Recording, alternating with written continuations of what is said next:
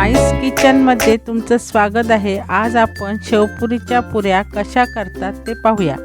त्यासाठी मी 1 कप मैदा घेतलेला आहे। त्यामध्ये मी चवीपुरतं मीठ घालते। 2 चमचे तेल चांगलं गरम करून त्या पिठामध्ये घालते आणि पीठ चांगलं ढवळून घेते।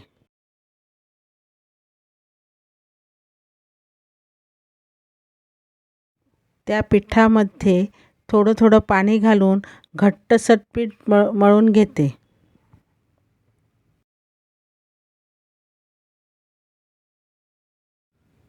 पीठ मळून झालेलं आहे। हे पीठ मी अर्ध्या तासासाठी झाकून ठेवते।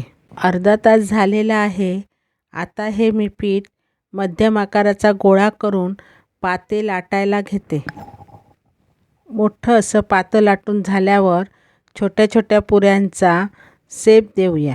छोट्या छोट्या अशा पुऱ्या झालेल्या आहेत। आता आपण त्या तळायला घेऊया। तेल तापलेलं आहे। आता आपण त्या पुऱ्या मंद आचेवरच तळायला घेऊया।